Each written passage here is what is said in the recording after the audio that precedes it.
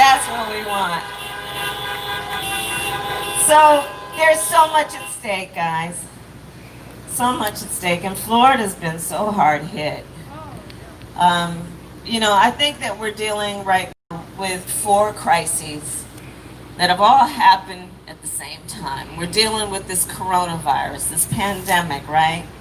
Which at this point has killed over 225,000 people in just the last several months.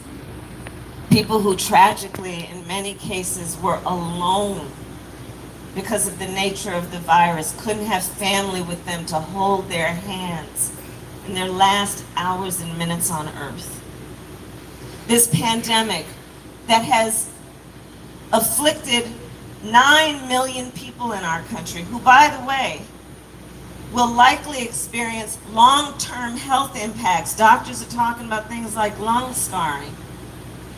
We are looking at a moment where there has been such tragedy in terms of loss of life, a mass casualty event that could only be compared to World War II. And here's the thing. The President of the United States, who is also the Commander-in-Chief, and it's important to point out, everything Sergeant Cruz said about the responsibility that comes with what we give that person to become that, including that their first priority should be the health and safety of the American people. But what do we have in the guy who's currently in the White House? On the issue of this pandemic, thanks to a guy by the name of Bob Woodward, we know he knew back on January 28th that this virus could kill people at 5 times the rate of the flu. We know he knew that it would impact people of every age. He knew it was airborne. And what did he do with that information? Right, sister. He covered it up. He didn't tell the American people. Can you imagine, as a parent, as a teacher, as a small business owner, what you might have done had you known on January 28th what the president knew? What you might have done? Because here's the thing, even before the pandemic, far too many Americans were working 2 and 3 jobs to put food on the table and pay the rent. And by the way, in Joe Biden and my America, nobody should have to work more than 1 job to pay the rent and put food on the table.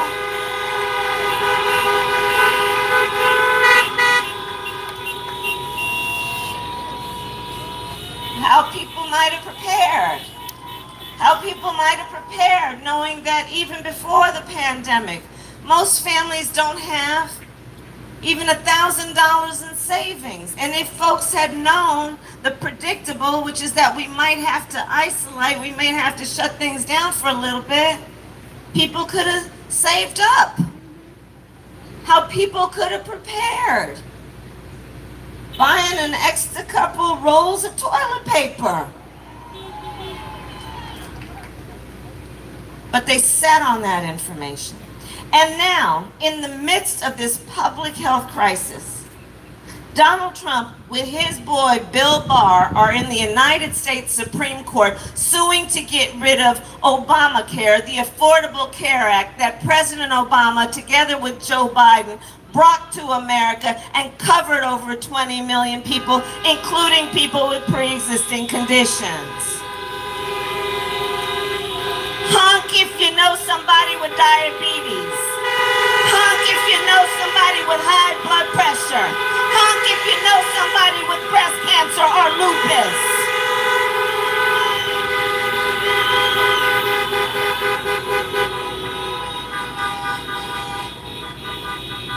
And they're trying to take it away. So there's a clear choice in this election, because you see, on the one hand, there's Joe Biden, who says, we're going to expand what we did in creating Obamacare. We're going to make sure we bring down the cost of premiums and prescription medication. We're going to bring down Medicare eligibility to age 60. we're going to deal with the fact that when we're talking about health care, the body doesn't just start from the neck down, it includes the neck up, and that's called mental health care.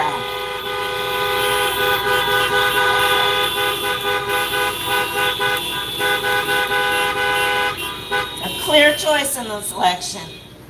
A clear choice. This pandemic has resulted in an economic disaster that is being compared to the Great Depression. Over 30 million people in just the last several months have filed for unemployment.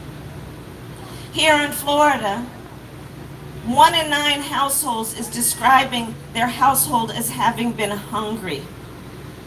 Here in Florida, 1 in 7 households is describing having a difficult time or finding it impossible to pay rent. Here in Florida, 1 in 4 small businesses is out of business, likely never to be able to reopen. And what does Donald Trump say? We're rounding the corner. But here's the thing on the economy. So on the one hand, you have Joe Biden, who when asked, how's the economy doing, always asks the question, well, tell me how working people are doing. Tell me how working families are doing. Which is why Joe Biden will not increase taxes on anyone making under $400,000 a year, will bring down middle-class taxes, will put in place a policy where if you have children, you will pay no more than 7% of your income in child care. We will have a tax credit for first-time home buyers of $15,000, knowing that will help with down payment and closing costs. And on the other hand, you have Donald Trump, who when asked, yes baby, who when asked about the economy, asks, well, how's the stock market doing? Asks, how are rich people doing? Which is why, as one of his first orders of business, he passed a tax cut for the top 1% and the biggest corporations in America, which will cause us to have to deal with a $2 trillion deficit. Well, with your help, Florida, over these next 3 days, when and God willing, if we win, Joe Biden and I are about to get rid of that tax cut and invest that money in working people. Invest that money in building up our infrastructure, repairing our roads and bridges, investing in renewable energy and the creation of millions of jobs, investing in our students who come from families that have less than $125,000 so you can go to a 4-year state college free or an HBCU free.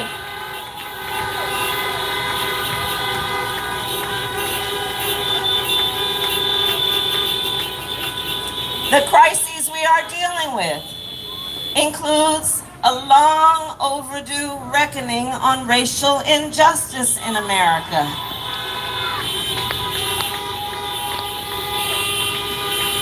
And on the one hand, you have Joe Biden, who, being a student of American history and having the courage to speak truth, can say and speak the phrase, Black Lives Matter. Yes, yes. Black Lives Matter. Come on, Kamala. Tell them, girl. Joe Biden, who says we need to deal with racial disparities in America. We need to speak truth about systemic racism. We need to acknowledge that on this virus, Blacks and Latinos are 3 times as likely to contract it and twice as likely to die from it. We need to speak truth about disparities in our healthcare system when Black women are 3 to 4 times more likely to die in connection with childbirth than other women. Amen. We need to speak truth about a criminal justice system. And reform that system and decriminalize marijuana and expunge the records of people who have been convicted of marijuana offenses and shut down private prisons and end cash bail. Tell it, because girl. it is not only a criminal justice issue, it is an economic justice issue. Tell it, girl. Tell it. Tell it. Tell it. Tell it. Tell it. Tell it. Tell it.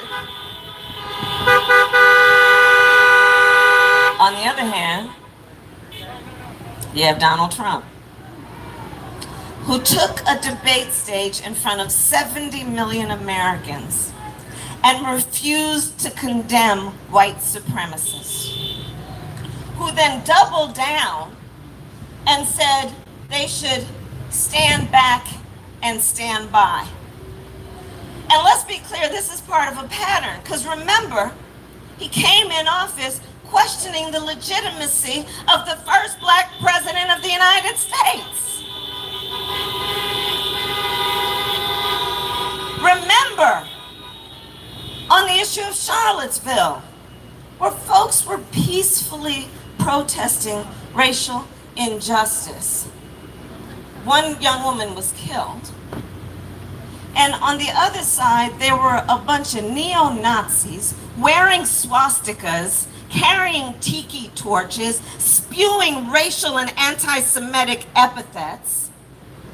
And the President of the United States said there are fine people on both sides.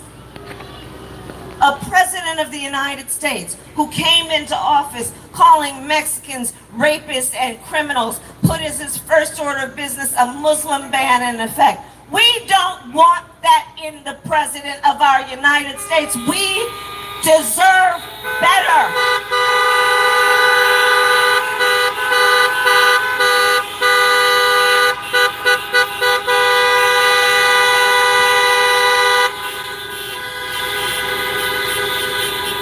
We want a President of the United States who understands you want to measure the strength of anyone. You want to measure their strength. You measure a person's strength not by who they beat down, but who they lift up.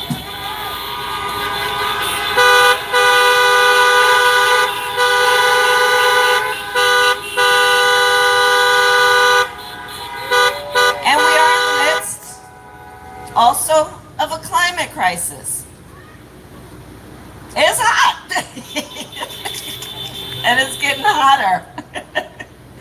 A climate crisis. You know, I come from California. The wildfires have been just burning up the West Coast, from California to Oregon to Washington to Colorado. You know, I've met families and met with families who had to evacuate. They lost their home, permanently lost their home. I've met with firefighters who were fighting the wildfires while their own homes were burning. In fact, my brother-in-law's a firefighter. You know, in the Gulf Coast states, you all know that, the storms that have been hitting. Do you know we've had 5 named storms just this year? And we name a storm because it's that bad that it should actually be acknowledged with a name. That's how bad things are. And so Joe Biden says, hey, we need to deal with the science. We need to embrace the reality and the urgency and the immediacy of this issue. We need to understand it is not only an existential threat to us as a species, it is something that transcends into civil rights and human rights issues when you know that of all the people in our country who live in poor air quality zones, 70% are people of color. He knows that when we're talking about water as an issue, we think of places like Flint.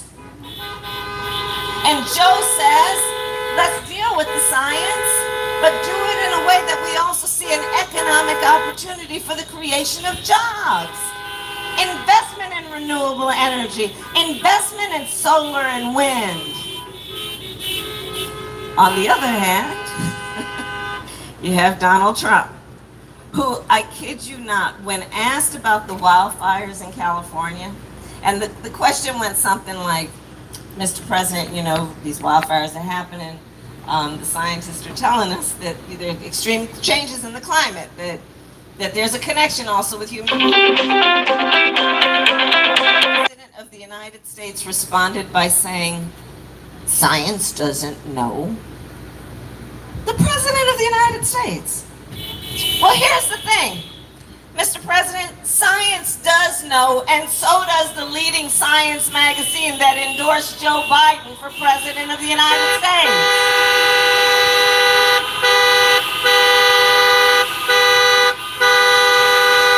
So, there's a lot going on, and we got 3 days to get this done. And so let's talk for a minute about voting. You know, people have been asking me, and I'm sure you, because this is a whole beautiful group of leaders. People have been asking, why should I vote? And I think there are 3 reasons that everyone should vote. 1, honor the ancestors. Honor the ancestors. Honor people like the late, great John Lewis, who shed his blood on that Edmund Pettus Bridge so we could vote. I know he hears you. I know he hears you. Honor the ancestors, those suffragettes who 100 years ago got us the passage of the 19th Amendment.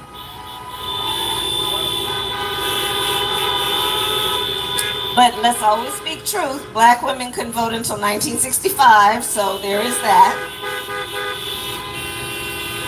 So, reason number 1, let's honor the ancestors who sacrificed so much for our right to vote. Reason number 2, everything is at stake. Everything. Everything we just discussed, including creating a pathway for citizenship for our undocumented immigrants, renewing our promise to our dreamers with DACA, shutting down private detention centers, reuniting 545 children with their parents who the United States government orphaned.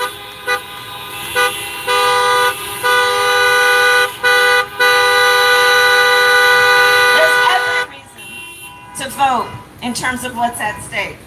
And then here's the last point that I'd make as reason number 3, including that America's future is at stake. We are, I'm traveling all over the country. This is my, I don't know how many times I've been to Florida since I've been on the ticket, and many times before that. Thank you, Debbie. All over our country, people are putting in place laws and procedures to make it difficult for us to vote,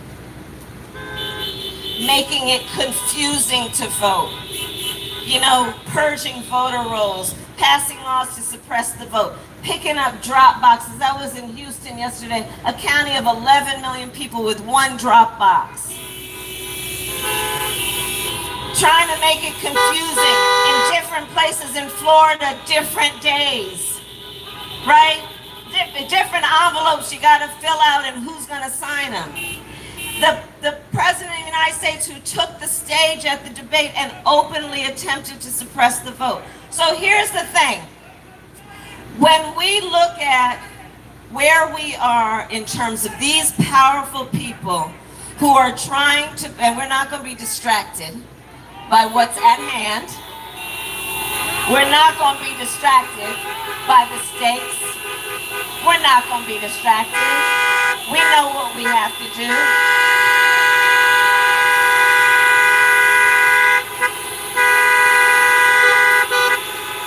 And so,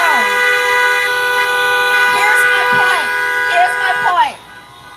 You gotta ask, why are these powerful people trying to make it so difficult for us to vote? And I will tell you, I believe the reason they're trying to make it difficult and confusing for us to vote is because they know our power.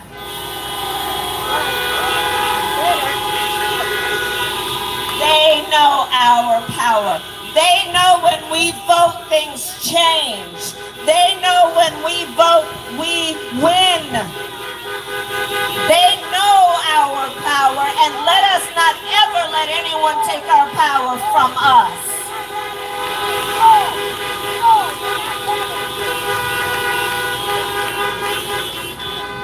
And so my last point, Miami, is this. This moment will pass. And years from now, our children, our grandchildren will ask us, where were you at that moment?